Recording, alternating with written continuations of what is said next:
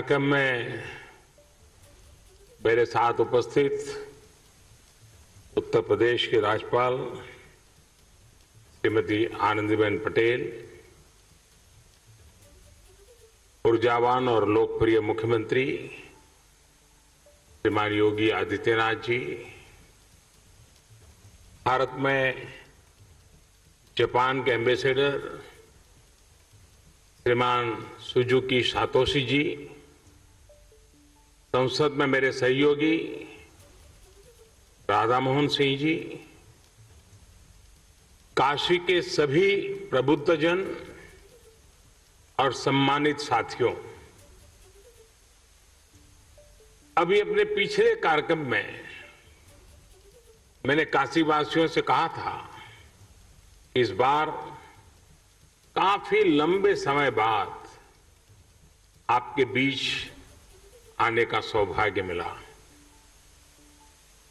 लेकिन बनारस का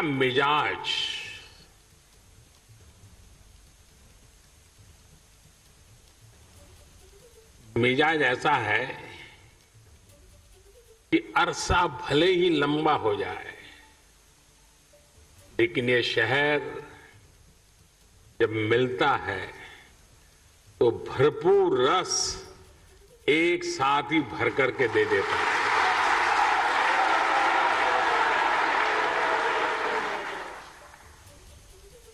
अब आप देखिए, भले दिन ज्यादा हो गए हों, लेकिन जब काशी ने बुलाया तो बनारस वासियों ने एक साथ इतने विकास कामों की झड़ी लगा दी। एक तरह से आज महादेव के आशीर्वाद से काशीवासियों ने विकास की गंगा बहा दी है। आज ही सैकड़ों करोड़ की अनेक योजनाओं का लोकार्पण और शिलान्यास हुआ, और अब ये रुद्राक्ष कन्वेंशन सेंटर, काशी का प्राचीन वैभव अपने आधुनिक स्वरूप, यानी एक प्रकार से आधुनिक स्वरूप में अस्तित्व में आ रहा है। काशी के बारे में तो कहते ही हैं कि बाबा की ये नगरी कभी थमती नहीं, कभी थकती नहीं, कभी रुकती नहीं। विकास की इस नई ऊंचाई ने काशी के स्वभाव को एक बार फिर सिद्ध कर दिया है। कोरोना काल में जब दुनिया ठहर सी गई, तब काशी संयमित तो हुई, अनुशासित भी हुई, लेकिन सृजन और विकास की धारा अविरल बहती रही।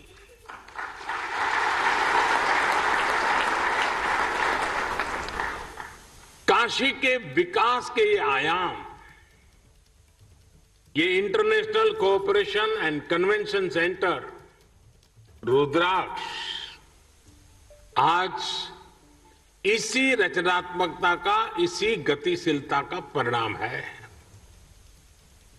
मैं आप सभी को, काशी के हर एक जन को इस उपलब्धि के लिए हार्दिक बधाई देता हूं।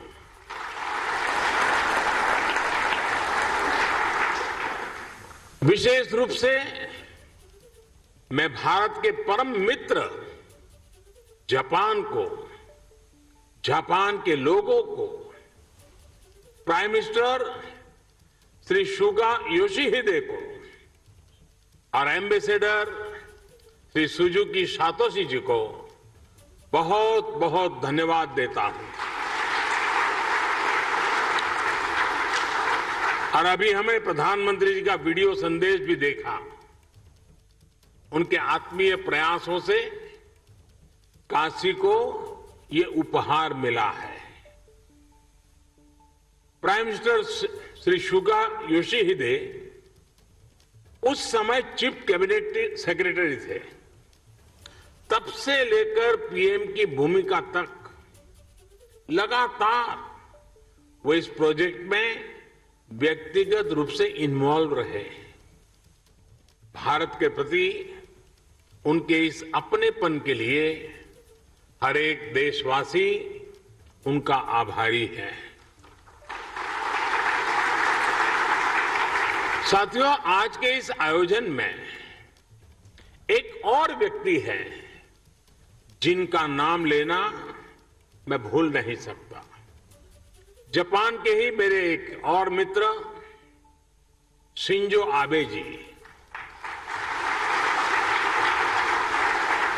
मुझे याद है शिंजो आबे जी जब प्रधानमंत्री के तौर पर काशी आए थे तो रुद्राक्ष के आइडिया पर उनसे मेरी लंबी चर्चा हुई थी।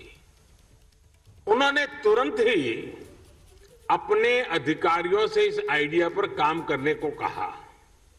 इसके बाद जापान का जो कल्चर है, उनका गुण है, चिर परिचित उनकी विशेषता है परफेक्शन और प्लानिंग।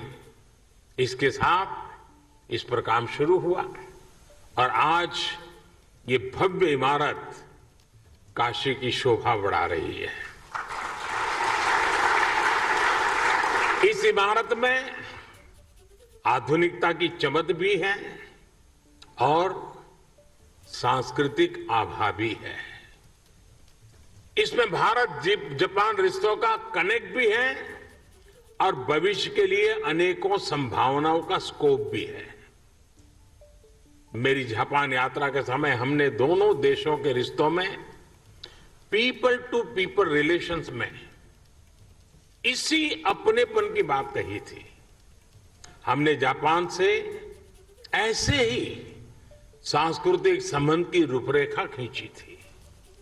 मुझे खुशी है कि आज दोनों देशों के प्रयासों से विकास के साथ साथ रिश्तों में मिठास का नया अध्याय लिखा जा रहा है। काशी के रुद्राक्ष की तरह ही अभी कुछ हफ्ते पहले ही गुजरात में भी जापानी जैन गार्डन और काइजेन एकेडमी का भी लोकार्पण हुआ था। जैसे ये रुद्राक्ष जापान की ओर से भारत को दी गई प्रेम की माला की तरह है, वैसे ही जैन गार्डन भी दोनों देशों के आपसी प्रेम की सुगंध फैला रहा है। इसी तरह चाहे स्ट्रेटेजिक एरिया हो या इकोनॉमिक एरिया, जापान आज भारत के सबसे विश्वसनीय दोस्तों में से एक है। हमारी दोस्ती को इस पूरे क्षेत्र की सबसे नेचुरल पार्टनरशिप में से एक माना जाता है। आधुनिक इंफ्रास्ट्रक्चर और विकास को लेकर भी कई अहम और सबसे बड़े प्रोजेक्ट्स में जापान हमारा साझेदार है।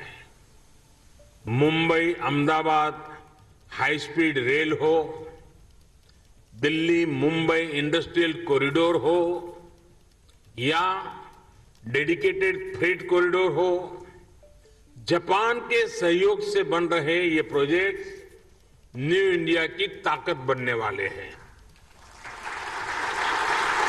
साथियों, भारत और जापान की सोच है कि हमारा विकास हमारे उल्लास के साथ जुड़ा होना चाहिए।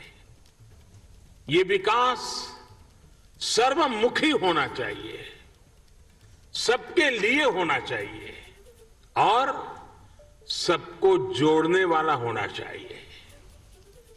हमारे पुराणों में कहा गया है, तत्र अश्रु बिंदु तो जाता महारुद्राक्ष प्रक्षकाः मम आज्ञया महासेन सर्वेषाम हित काम्या, अर्थात सबके हित के लिए सबके कल्याण के लिए भगवान शिव की आंख से गिरी अश्रु बूंद के रूप में रुद्राक्ष प्रकट हुआ। शिव तो सबके हैं, उनकी अश्रु बूंद मानव मात्र के लिए स्नेह का, प्रेम का प्रतीक ही तो है। इसी तरह ये इंटरनेशनल कन्वेंशन सेंटर रुद्राक्ष भी पूरी दुनिया को आपसी प्रेम, कला और संस्कृति के जरिए जोड़ने का एक माध्यम बनेगा। और काशी का तो बात ही क्या, काशी तो वैसे भी दुनिया का सबसे प्राचीन जीवंत शहर है। शिव से लेकर सारनाथ में भगवान बुद्ध तक काशी ने अध्यात्म के साथ साथ कला और संस्कृति को सदियों से संजो कर रखा है। आज के समय में भी तबला में बनारस बाज की शैली हो, ठुमरी, दादरा, ख्याल, टप्पा और ध्रुपद हो, धमार, कजरी, चैती, होरी जैसी बनारस की चर्चित और विख्यात गायन शैलियां हो, सारंगी और पखावज हो या शहनाई हो, मेरे बनारस के तो रोम रोम से गीत, संगीत और कला झरती है। यहां गंगा के घाटों पर कितनी ही कलाएं विकसित हुई हैं, ज्ञान शिखर तक पहुंचा है और मानवता से जुड़े कितने गंभीर चिंतन इस मिट्टी में हुए हैं। और इसलिए बनारस गीत संगीत का, धर्म अध्यात्म का, ज्ञान विज्ञान का एक बहुत बड़ा ग्लोबल सेंटर बन सकता है। साथियों, बौद्धिक विमर्शों के लिए, बड़ी सेमिनार्स और कल्चरल इवेंट्स के लिए बनारस अपने आप में एक आइडियल लोकेशन है।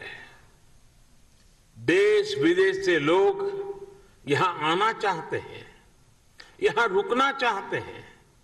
ऐसे में अगर यहां इसी तरह की इवेंट्स के लिए सुविधा मिलेगी, इंफ्रास्ट्रक्चर होगा, तो स्वाभाविक है बड़ी संख्या में कला जगत के लोग बनारस को प्राथमिकता देंगे।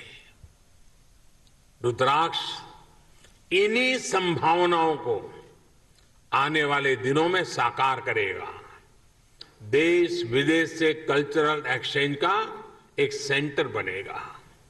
उदाहरण के तौर पर बनारस में जो कवि सम्मेलन होते हैं, उनके फैन पूरे देश में और दुनिया में हैं। आने वाले समय में इन कवि सम्मेलनों को वैश्विक प्रारूप में इस सेंटर में आयोजित किया जा सकता है। यहां 1200 लोगों के बैठने की व्यवस्था के साथ सभागार और सम्मेलन केंद्र भी हैं, पार्किंग सुविधा भी है और दिव्यांगजन के लिए भी विशेष इंतजाम है। इसी तरह पिछले 6-7 सालों में बनारस के हैंडीक्राफ्ट और शिल्प को भी प्रमोट करने, मजबूत करने की दिशा में काफी काम हुआ है। इससे बनारसी सिल्क और बनारसी शिल्प को फिर से नई पहचान मिल रही है। यहां व्यापारिक गतिविधियां भी बढ़ रही है। रुद्राक्ष इन गतिविधियों को भी बढ़ाने में मदद करेगा। इस इंफ्रास्ट्रक्चर का कई तरह से बिजनेस एक्टिविटीज में इस्तेमाल किया जा सकता है। साथियों, भगवान विश्वनाथ ने तो खुद ही कहा है, सर्व क्षेत्रेषु भूपुष्ठे काशी क्षेत्रम चमे वपुः, अर्थात काशी का तो पूरा क्षेत्र ही मेरा स्वरूप है। काशी तो साक्षात शिव ही है।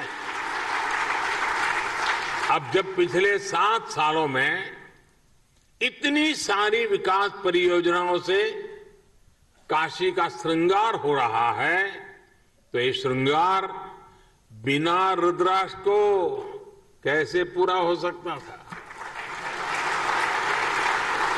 अब जब ये रुद्राक्ष काशी ने धारण कर लिया है, तो काशी का विकास और ज्यादा चमकेगा, और ज्यादा काशी की शोभा बढ़ेगी। अब ये काशी वासियों की जिम्मेदारी है। मैं आप सबसे विशेष आग्रह भी करता हूं कि रुद्राक्ष की शक्ति का पूरा उपयोग आपको करना है। काशी के सांस्कृतिक सौंदर्य को, काशी की प्रतिभाओं को इस सेंटर से जोड़ना है। आप जब इस दिशा में काम करेंगे तो आप काशी के साथ पूरे देश को और दुनिया को भी जोड़ेंगे। जैसे जैसे ये सेंटर सक्रिय होगा, इसके जरिए भारत जापान के रिश्तों में, उस रिश्तों को भी दुनिया में एक नई पहचान मिलेगी। मुझे पूरा विश्वास है, महादेव के आशीर्वाद से आने वाले दिनों में ये सेंटर काशी की एक नई पहचान बनेगा, काशी के विकास को नई गति देगा। इन्हीं शुभकामनाओं के साथ मैं अपनी बात को समाप्त करता हूं। मैं फिर एक बार जापान सरकार का, जापान के प्रधानमंत्री जी का विशेष रूप से आभार व्यक्त करता हूं, और बाबा को यही प्रार्थना करता हूं, आप सबको स्वस्थ रखें, खुश रखें, सजग रखें, और कोरोना के सारे प्रोटोकॉल का पालन करने की आदत बनाए रखें। आप सबका बहुत बहुत धन्यवाद। हर हर महादेव।